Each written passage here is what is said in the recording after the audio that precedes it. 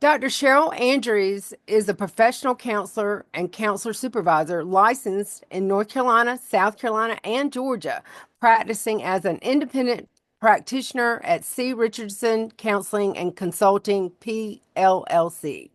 With over a decade of experience in rehabilitation counseling, mental health counseling, and counselor supervision, Dr. Andrews specializes in guiding adults through significant life transitions, addressing workplace challenges, and promoting overall well-being. She employs a compassionate, evidence-based approach to help clients manage issues such as work-life balance, self-care, relationship dynamics, and symptoms of mild to moderate depression and anxiety. Her work empowers clients to enhance self-compassion, mindfulness, and leadership effectiveness. Dr. Andrews holds multiple credentials, including certified rehabilitation counselor, a licensed clinical mental health counselor supervisor in North Carolina, licensed professional counselor supervisor in South Carolina, licensed professional counselor in Georgia, certified sex offender evaluator, approved clinical supervisor, and forensic rehabilitation counselor. Her practice spans individual, group, and corporate settings where she offers workshops and trainings aimed to help clients overcome mental health barriers and achieve personal and professional goals.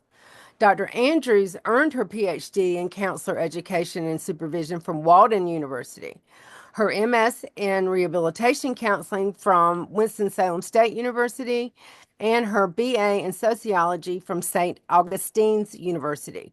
Actively involved in professional organizations, she is a member of the American Counseling Association, the Licensed Professional Counselor Association of North Carolina, and the International Association of Rehabilitation Professionals, ARP, and the National Rehabilitation Association, the NRA, with a research focus on counselor supervision, counseling individuals with disabilities, and supporting those impacted by traumatic brain injury, stroke, and stress-related challenges.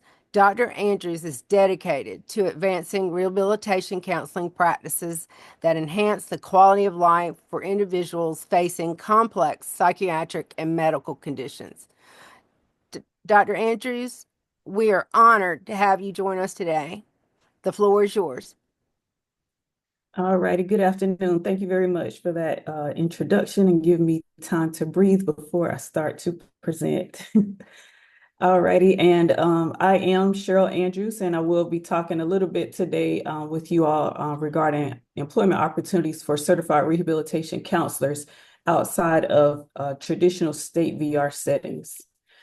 This presentation will explore diverse employment opportunities available to CRCs, again, outside of the traditional state VR setting.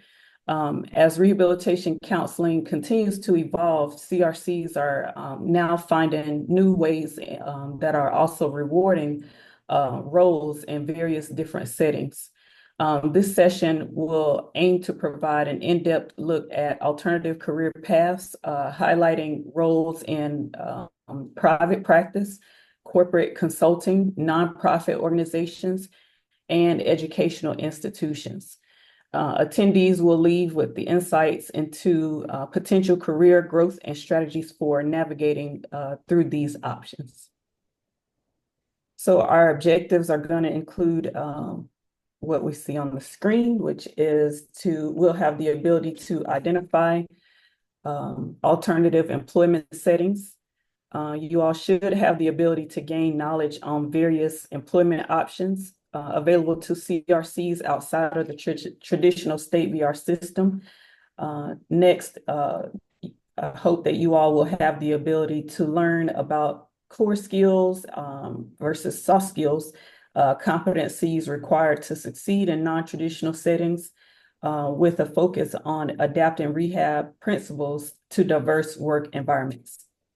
And finally, I hope to offer practical strategies for CRCs interested in transitioning to roles outside of the traditional state VR setting, and I hope to provide tips on networking, resume building, and leveraging certifications into new sectors outside of the traditional state VR settings.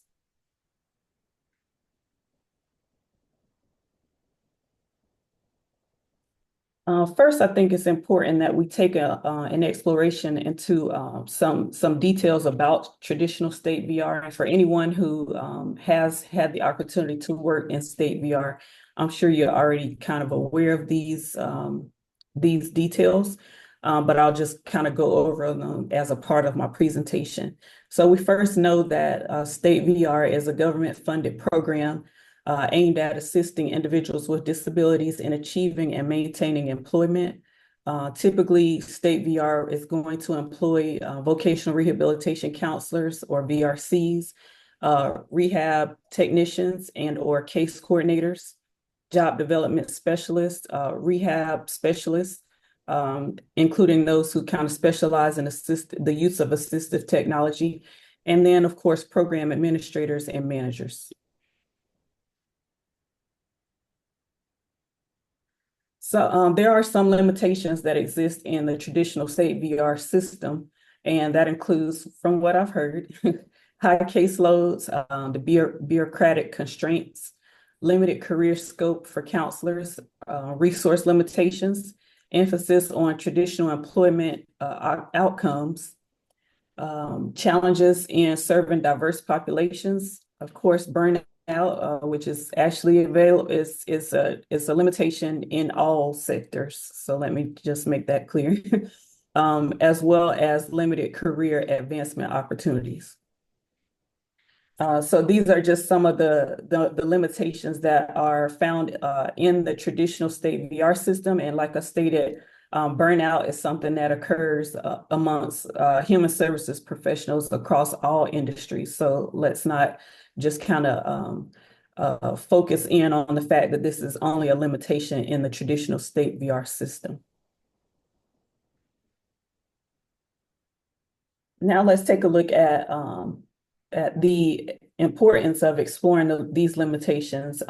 We have to also think about the fact that we have to gain an understanding on why diversifying employment opportunities is so important, as diversifying employment opportunities is actually a crucial step for several reasons, including the ability to meet the needs of diverse populations. We tend to see where certain individuals either qualify and or seek employment services from state VR versus other rehab counseling settings.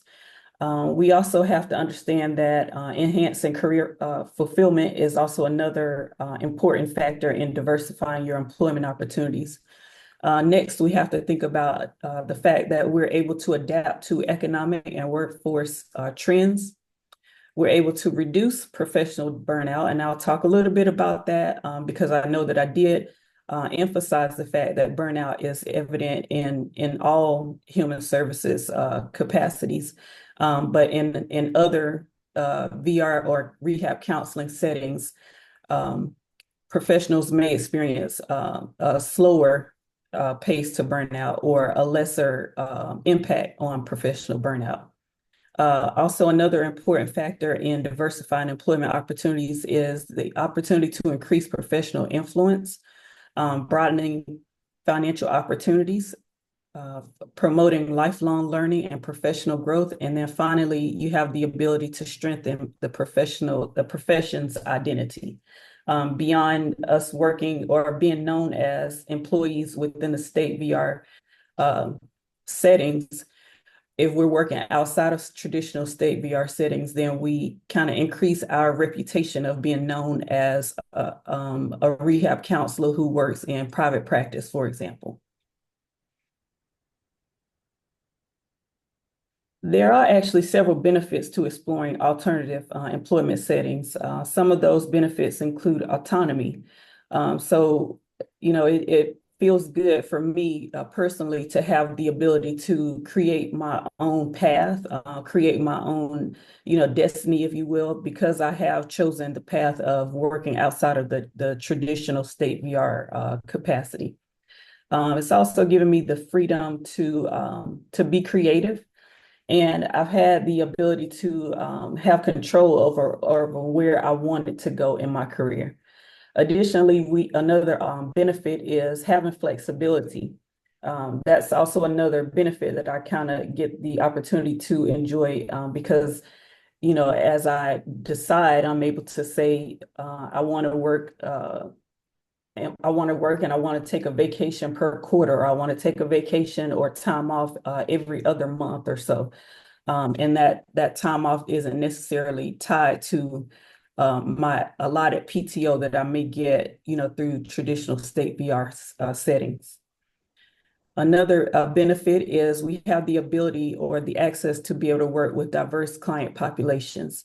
So as I mentioned earlier, traditionally we have just kind of like a certain population of clients with disabilities who may seek services in traditional VR settings.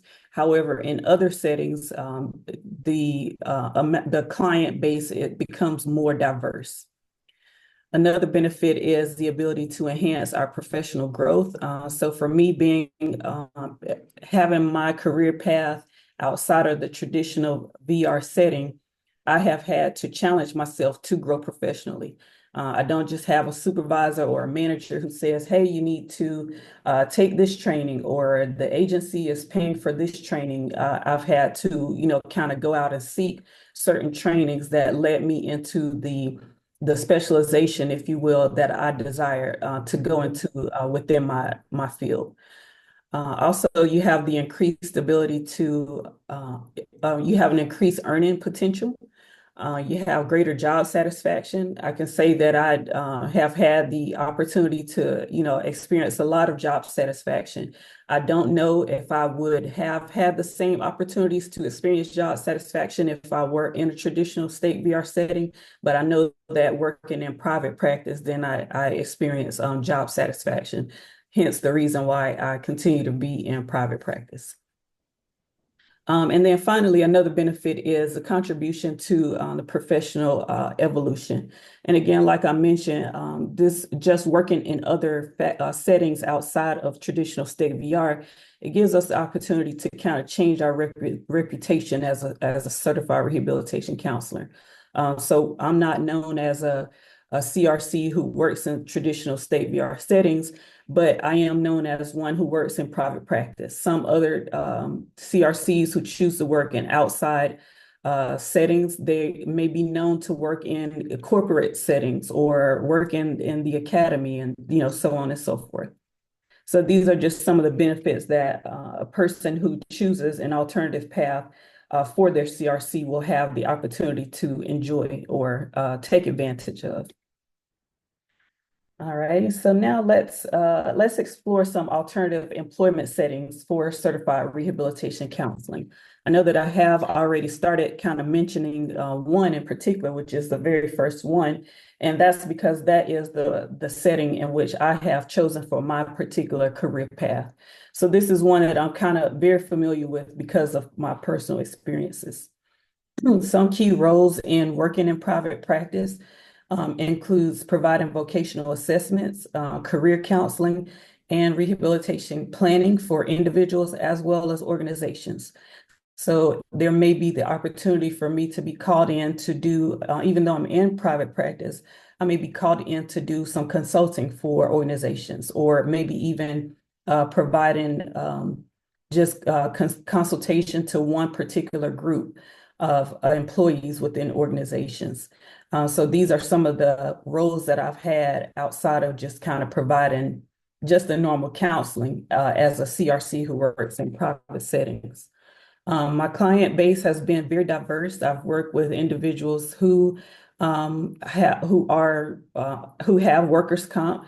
I've also worked with individuals who've experienced who have personal injury cases, and individuals who are just kind of navigating career transitions. I'm also a licensed clinical mental health counselor. So I've also had the ability to just provide mental health counseling for those who are transitioning in and or out of their careers based on the desire to just be a career changer, or maybe even an injury that may have been sustained as a result of the job that they've been working on. So that mental health counseling has also been an intricate piece in my experience in private practice as well.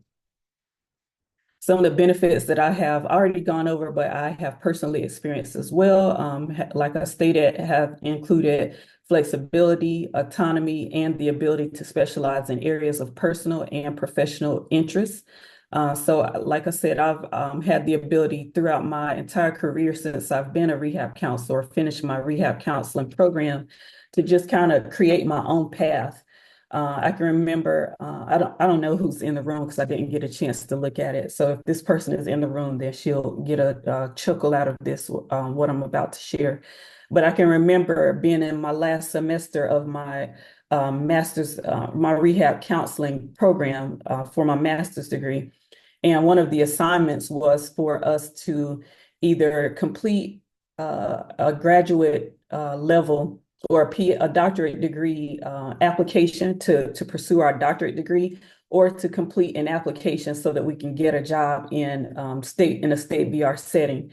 And I asked my professor if if we don't have the desire to do either one of those, what should our assignment be about? And so she, over the years, she's kind of joked with me over the years, because I did after my master's degree, actually pursue my PhD. And she was just like, well, you just could have answered that, could have done that assignment by just completing your PhD application so that you could, pursue your graduate degree at that time. But I have had the ability to just kind of make my own path. So that's been a major benefit for me, and, something that's brought me a lot of career satisfaction in this role. And like I said, hence is why I'm still in private practice. Now, you have to also look at some challenges, because with every benefit, there's always going to be some challenges. And some of the challenges that I've experienced and that other people probably have experienced as well has included marketing and getting a client base, and then managing business operations. So that, of course, we all know in our master's degree programs, we do not learn how to run a business or run a private practice. But if but that's something that I've had to learn, throughout the course of my career, because I wanted to remain in private practice and I wanted to be successful in private practice. And I would just take a pause because I do see some chats up here. So I want to make sure that I'm honoring any questions or concerns before I move on. So, okay, and I have a question. How was your private practice set up? And then I have a little something in the way, so I'm trying to look at your whole question. How is your private practice set up since we do not have a licensure or LLC? Okay. So my private practice was actually set up as an LLC. For me, I'm also a licensed clinical mental health counselor. So because my private practice was focused or centered around counseling in general, no matter if it was mental health or rehab counseling, our state board required that I apply for a PLLC in the state of North Carolina, and then I was able to structure or set up my LLC with the Secretary of State in the state of North Carolina. So I'm not sure if that answers your question, but that's kind of how mine was structured. I do have an accountant who kind of takes care of all of that stuff for me so that I won't have to think outside of my scope. So that has also helped me as well. And if that did not answer or address your question, please place another message in the chat, or if you're able to bring yourself off mute, I don't mind you asking the question again. Okay. All right. So the next sector, or the next, okay, give me 1 second. Let's see. Okay. I think I answered the question. All right. You're welcome. All right. So the next alternative setting for CRCs to work in is an area that I just call consulting. And within this particular area or setting, we have the opportunity to work with corporations on disability inclusion, return to work programs, as well as accessibility audits. So this could be an opportunity where you're actually embedded or you're an employee for a corporation such as like Wells Fargo, Bank of America, or, a company, a major corporation. And you have the ability to just kind of work in relation with the human resources professionals of this particular organization. This is a really interesting fact. These are really interesting tasks or duties for a rehab counselor to do, because in doing these roles, you have the opportunity to kind of see how closely related our profession is to human services. Even though I've worked in private practice, I've had the opportunity to kind of consult with organizations. I've never actually worked with the organization in providing like return to work services or consulting on return to work programs, but I've worked with individual clients or with individual portions of a corporation in order to get these services or programs implemented. Next, our client base in the consulting setting is going to be employers, like I just gave a couple of examples, and as well as legal professionals, insurance companies, and educational institutions. Some benefits includes, I'll just say personally, is a six-figure salary. Another benefit is a high impact role influencing policies and practices at an organizational level. And then some challenges, like I said, with all benefits come challenges, will include navigating contract work and ensuring consistent demand for services. All right. All right. So we can also think about CRCs kind of being found in nonprofit structures or nonprofit organizations. And some opportunities or key roles within the nonprofit structure is going to include the ability to advocate or advocate for change, or just the experience of advocacy within itself, program development, grant writing, and direct service delivery for underserved populations. Some example settings are going to include organizations supporting veterans, people with disabilities, and marginalized communities. Benefits will include mission-driven work with opportunities for professional growth and impact. And then some challenges are going to always include limited resources and potential salary constraints. And then last, we have the academy or academia. So this gives us the opportunity to kind of influence future generations or those who kind of come after us. Some key roles in the academy are going to include teaching, the opportunity for research, and program development in rehab counseling and related fields. Some opportunities also include full-time faculty, adjunct positions, or training roles in educational institutions. Then when we look at the benefits, it gives us we have the opportunity for intellectual growth within ourselves and to influence that in others. We have the opportunity for mentorship, and we have the opportunity to make contributions to our fields knowledge base, and just kind of for or advance our profession as a whole. And then some challenges are going to include academic tenure requirements and balancing teaching with research responsibilities as well.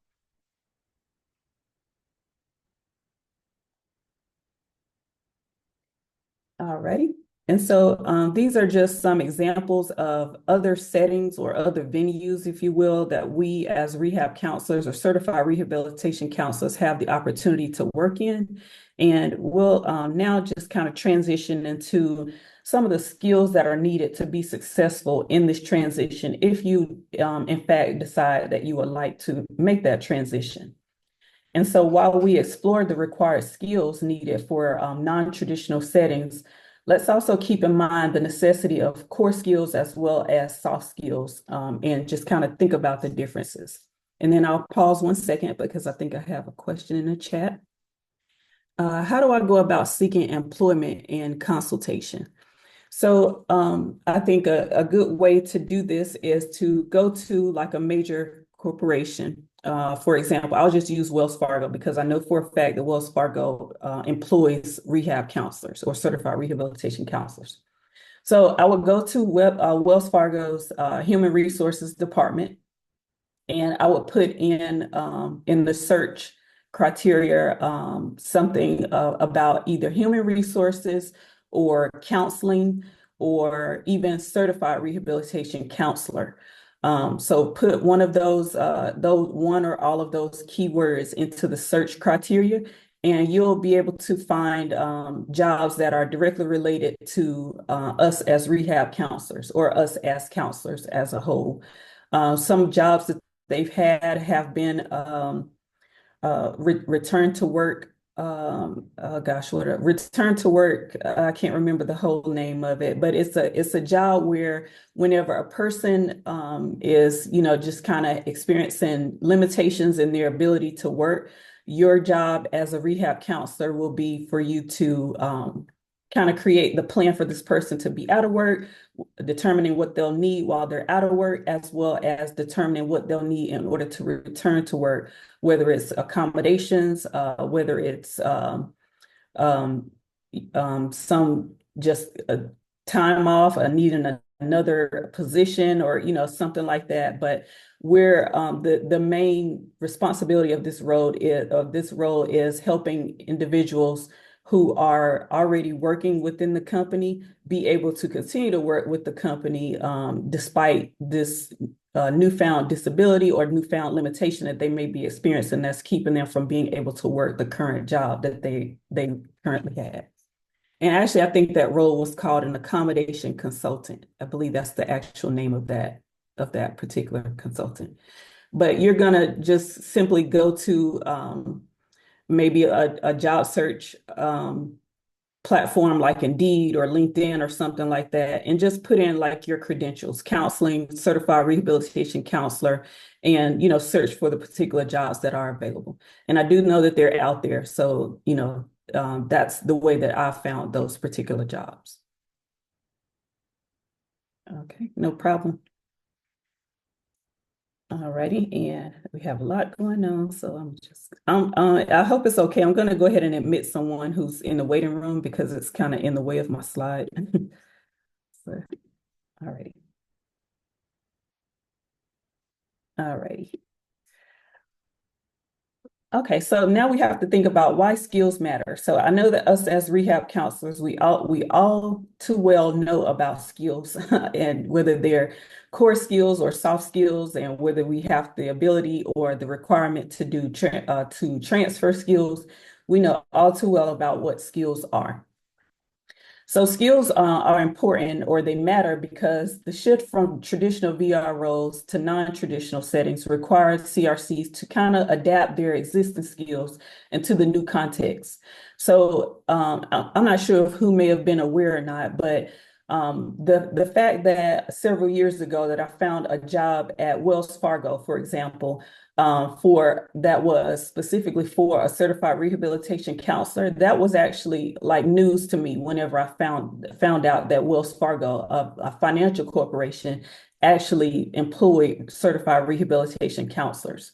So, anyone who's just kind of coming from state VR and not even thinking, oh, well, can I get a job? I'm a counselor. Can I get a job at like in a financial institution? Can I get a job in like a legal institution? Like, how would that work? Like, we have to think about how our skills that we've already acquired would be able to be transferred to being able to be to making us eligible to be able to work in those other industries. We have to also think about the fact that success in private practice, consulting sectors, nonprofit sectors, or even the academy or academia relies on the ability to blend our technical expertise with interpersonal as well as entrepreneurial skills. So, like I said, as we all know, none of us had the opportunity to learn about um, having a private practice in our master's program. I recently learned that there are some professors who are actually teaching this, but it's not a K-CREP requirement. So it's not something that if you're not at a certain university or even in a certain professor's class that you'll have the opportunity to just kind of learn. So that we do have to rely on being able to blend our technical expertise into these other sectors or settings. Finally, skills matter because if we identify the core competencies, we have to explore how we're going to apply our competencies and be able to discuss the strategies for new development in a new setting. All right, and so skills in a non-traditional setting is going to include some of these skills here that are listed here. That's going to include rehabilitation principles, communication skills, like we have to be able to communicate. We have to be able to not only advocate for our clients, but we have to be able to advocate for ourselves. Because typically someone looking at a rehab counselor, they're going to think about counselor and they're going to say, hey, you don't belong here. So we have to be able to communicate and let others know, yes, we do belong here, and this is how my skills are able to help you in this particular setting. We also actually have to also be analytical thinkers, having the ability to assess individuals as well as organizations in order to tell those individuals how our skills are able to be integrated into their settings. And then finally, we have to have flexibility and be innovative. This will essentially mean that we're able to respond to and or evolve our professional demands and integrate new tools and new methods into different settings or non-traditional settings. So for example, in private practice, we have to be able to bring our skills that we may have already acquired in traditional state VR settings over to private practice. And some of those skills are going to be business management, marketing, and as well as client retention. We know that in traditional state VR, if a client decides that they want to be discharged, then we just discharge them. But in private practice, if a client decides that they want to be discharged, that's going to impact our bottom line, because we're not going to just get a paycheck while we're in private practice. We're paid by reimbursement usually, and we have to make sure that we're delivering the service so that clients can be satisfied, and so that we can retain our clients throughout the process of treatment. Also in private practice, we have to be able to perform vocational assessments and do career coaching. I can remember doing, having both of these classes in my master's program, but based on like conversations and experiences that I've shared with other colleagues within this field who have worked in traditional state VR, they may or may not have had the responsibility of performing vocational assessments if their job was that of just the rehab counselor or a job specialist, for example. And then they may not have had the responsibility of doing career coaching if their job was something else other than just kind of providing counseling. Next, as we look into consulting, we have to think about some skills that are pertinent to this particular arena, and that's going to be project management and corporate training expertise. Also, just kind of talking in front of a group of people like we're doing here today. So I can remember just kind of growing up, probably on through my early adult years, I would have never imagined that I would even be on a PowerPoint, on a Zoom meeting with this number of people, nor be in front of this many people, which I've had the opportunity of doing in person as well as virtually throughout my career. But just kind of being able to transition those skills and being able to integrate any skills that we may have learned in traditional settings over to this non-traditional setting would be a very important skill to be able to utilize. We also have to have the ability to navigate contracts and compliance with within legal and or organizational standards. Okay. I'm going to pause. I have a question. Oh, okay, that's a comment. All righty. And I think that was a comment to the example that I mentioned earlier regarding the job at Wells Fargo. So some of our audience participants have also indicated that they've had the opportunity to find jobs in the consulting field as well. And then we have a hand, so I'll go ahead and pause and yield to Joy Eubanks. Hi, I'm helping today, but I wanted to ask on behalf of everybody, what other resources do you know of to help find non-traditional work settings? Is there like a database like we use online classification systems? Is there something for that? Like you mentioned Wells Fargo. Okay, I was thinking that was to everyone else, but that's to me. Okay, so yeah, I would like I mentioned earlier, I would say platforms such as like job search platforms such as like Indeed.com, LinkedIn. I would also think about our professional organization job boards. So all of those particular job search boards or websites, if you will, have all been websites or platforms that I've found where you can find non-traditional jobs for certified rehabilitation counselors. Thank you. Okay. And oh, you're welcome. I was also going to say, I'll talk a little bit about this at the end as well, but networking as well. So we may have, friends or colleagues or relatives who work in totally different industries. And then I know for me personally, my family and friends, they think because I'm a counselor that I have no space in like working at Bank of America, for example. But as you're kind of networking and or talking to your other colleagues, you find, hey, this role may be really beneficial for me because I have these skills. And just kind of networking with other people has also been a helpful strategy that I've used to just kind of find information about jobs in non-traditional settings as well. Okay. Alrighty, so some skills that we should have or think about kind of being able to transfer over to the nonprofit sector or setting would include the ability to advocate, like I mentioned earlier, grant writing, if anyone has had the opportunity to learn or even take a grant writing course, or maybe even just kind of diving in and trying to write a grant on your own, that's a very valuable um, transferable skill that we would be able to utilize in a nonprofit sector, as well as probably the consultations sector and private practice as well. And then, of course, in academia as well. So that's a very important skill that we would be able to transfer over. And then finally, program development. So, as we all know, with nonprofits, like we focus on trying to service a certain population.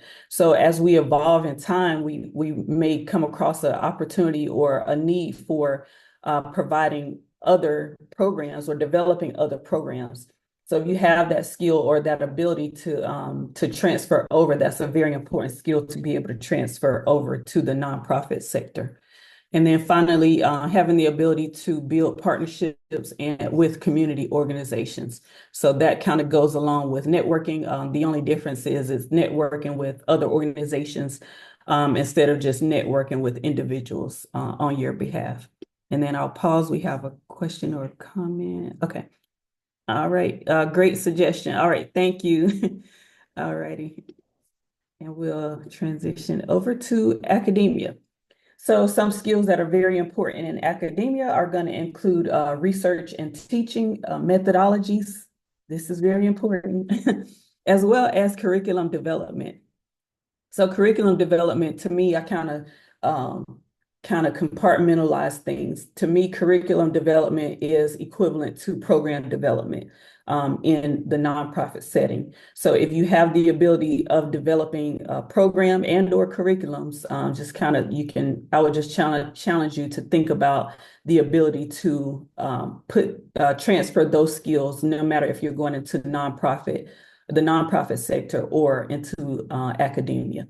And then additionally, we'll need the skill of being able to mentor students and or mentor others, because even though I don't work in academia, I have had I guess, the challenge or maybe the request of having to mentor other colleagues who have decided that they wanted to take the dive from traditional VR over to non-traditional VR settings.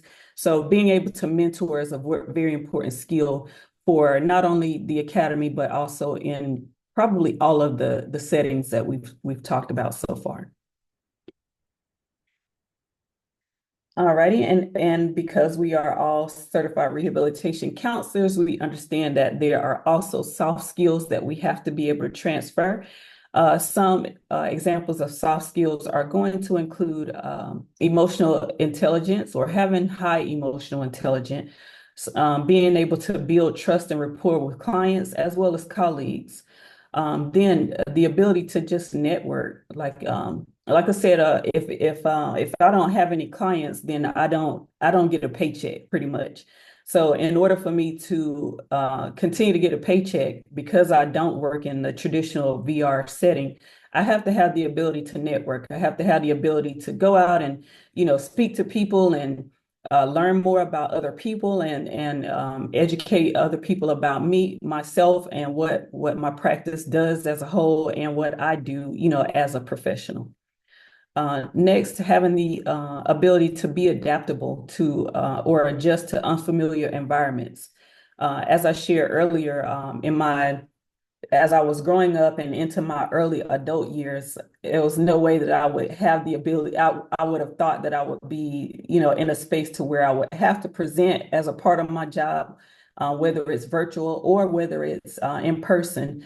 But over the years, I've just kind of had to force myself or challenge myself to be adaptable and be able to become comfortable or adjust in unfamiliar environments, and to be open to different challenges of that evolution as well. And next, problem solving. So this is an ever-changing an ever-changing task that we have to have in private practice, and as I'm sure in other practices as settings as well, because I can remember in my master's program, the main topic of discussion was what you're going to do in state VR. So I had to kind of learn how to troubleshoot and things of that nature on my own, because I was already an entrepreneur and I knew in my mind that I was never gonna go into state VR. My objective the whole time was to, continue to be in private practice. So I had to have the ability to problem solve and to work out, situations that may arise or that did arise. And I can assure you, if you are in private practice, you will have problems that will arise as well, that you will have to be able to use your problem solving skills to kind of figure out. And then finally, we need the soft skill of just having leadership, or having the ability to be a leader. And in that case, it's having the ability to be a leader of different professionals. So they may not all be certified rehabilitation counselors. They may not all be counselors. They may be unlicensed individuals. So you just have to have the ability to have leadership and guide teams and influence teams on decision-making processes.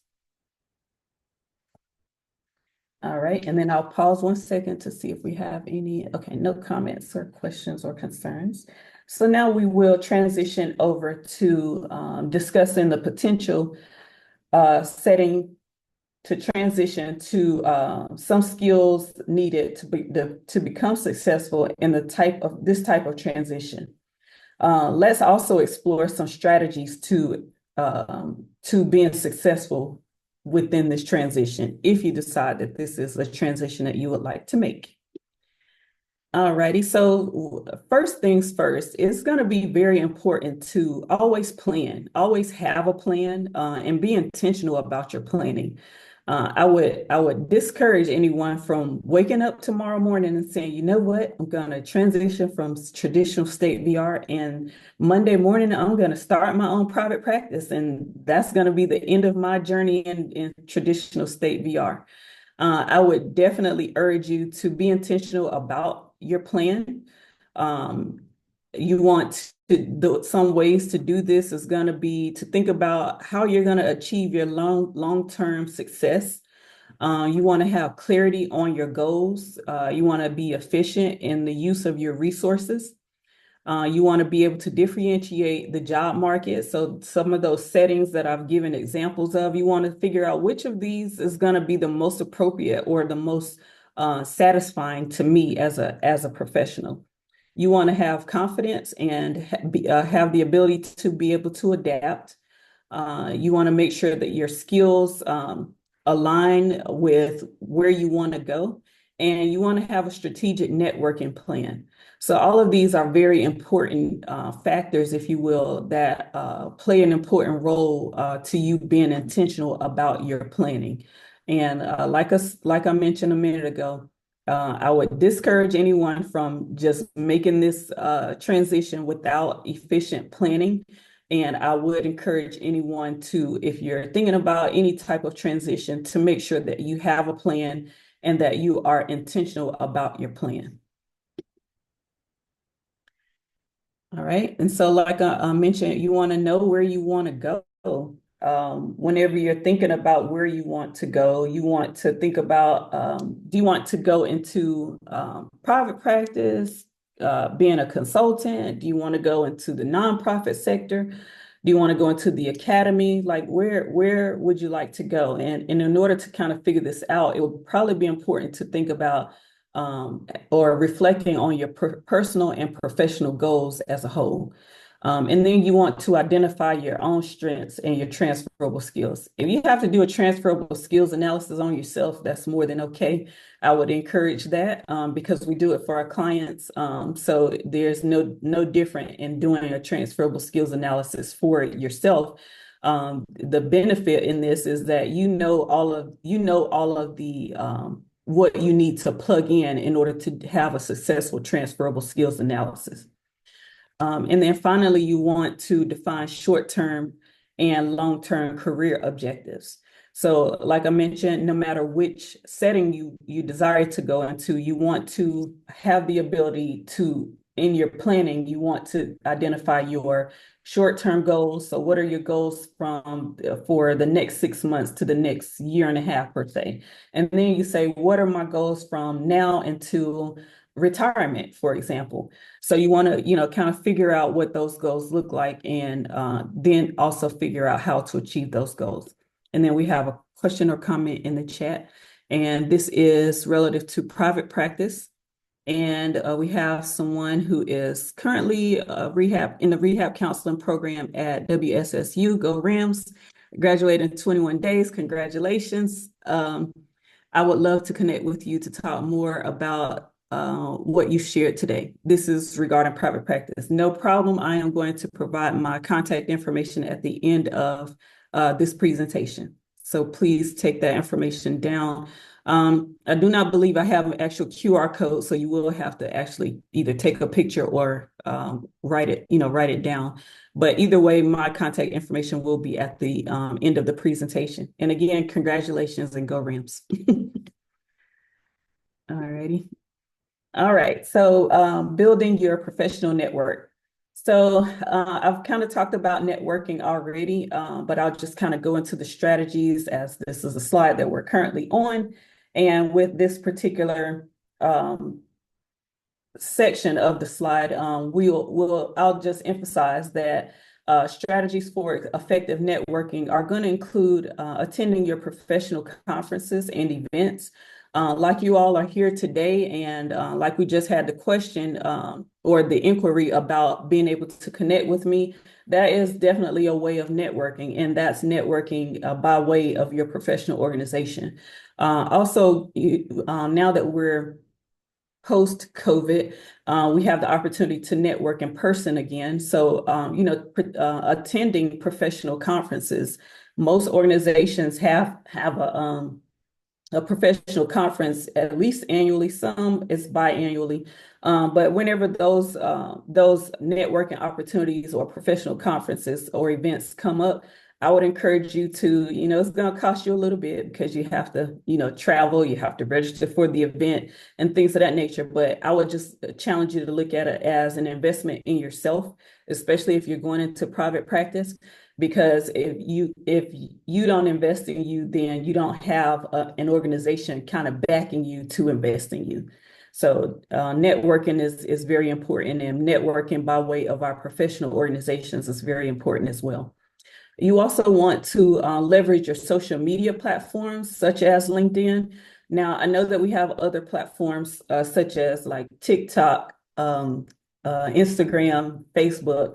Not, it's not a slight or anything like that, but I personally do not consider those as professional social media platforms. The only one that I do consider a professional social media platform is LinkedIn.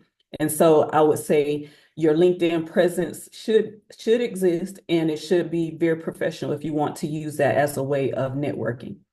And then finally, you want to also join a professional association um, and online forums. So for me, as a counselor supervisor, I always as a counselor supervisor and as a practice owner, anyone who comes to me for supervision, or anyone who comes into to work for my practice, I let them know, hey, even though you're working with this organization, I put the responsibility of your professional growth on you. So there are going to be opportunities within my organization to where my organization will pay for a staff member's professional development. But I also have in the back of my mind that you should also invest in your professional development as well, because your career means more to you than it does to my organization. And so that's the kind of the mindset that I always challenge supervisees and staff members to look at, and just to kind of be in control of your own professional destiny, if you will.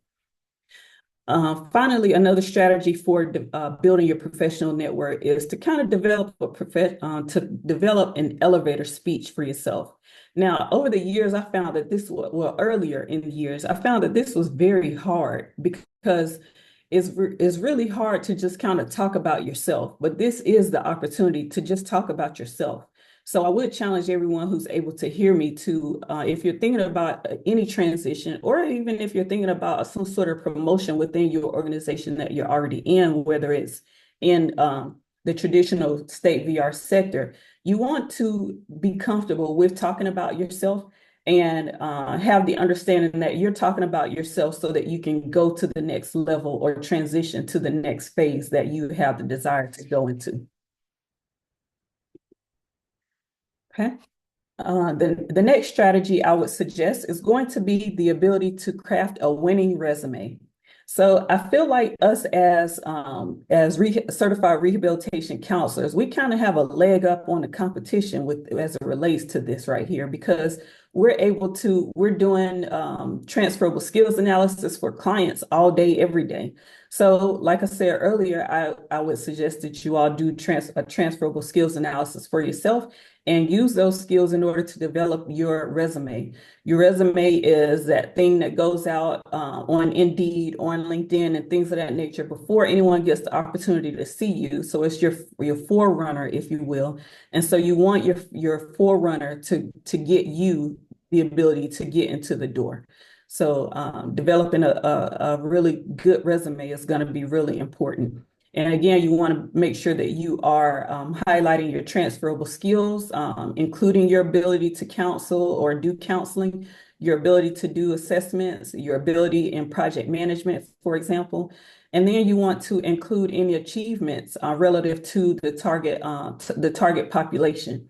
And then, like I mentioned in the previous slide, you also want to be able to say, you also want to be able to top yourself up or advocate for yourself. You want to be able to talk well of yourself. So that's something that if you're not able to verbalize it, you can put it on your resume, and then that will help you to become more comfortable in verbalizing it. And then we have a hand, and I think we have a comment. Yes, ma'am. I just wanted to ask you, like we've talked about in class about the importance of an elevator pitch, and I've started to create one, but with all the unique skills that an RC has. How do you narrow that down, or how do you explain it? What's the best way to explain it that's effective and includes yourself and all of the things that you're talking about? Mhm.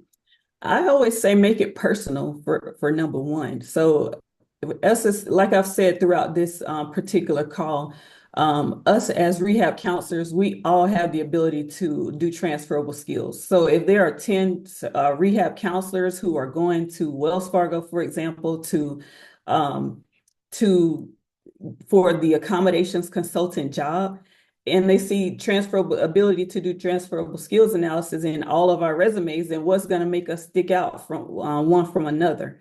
So we want to be able to make our elevator pitch and or our information in our resume stand out and be personal from what may be seen on another person with the same credentials as us, so that we can stick out ahead of that other person. So definitely, kind of personalizing it and making it your own story. Oh Lord, is it one o'clock? Oh my goodness. Okay. I'm so sorry. I was not paying attention to the time. But yes, so I would say that is the way that we would just kind of make our elevator speech. We would just kind of make it our own story. Thank you. Thank you. Mhm. And I am so sorry. I became a talking head and I try not to do that. But I'm going to kind of transition over to the last slide because I would like the opportunity for anyone who would like my contact information to have that information. And I will also open the floor to any questions if I have that ability to do so at this time. Yes, Any of additional course. questions? If there's anybody that has any questions, please ask now. I have some questions that I've noted for you. The other thing I wanted to say was, as an older adult, that, I'm in graduate school at Winston-Salem State University, of course, now to be an RC. And I believe that some of the things that you were talking about are basically some of the, like, it involves some of my past work history. So if you are, coming up with some of the ideas to help you transition to find those rehabilitation jobs in non-traditional settings, if you look at your work history in the past, if you're an older person, you can find some of the qualities that you talked about, it's that you might already have. So I just thought of that. Yeah, I definitely agree. I definitely agree. And that comes in with being able to make it making your story personal.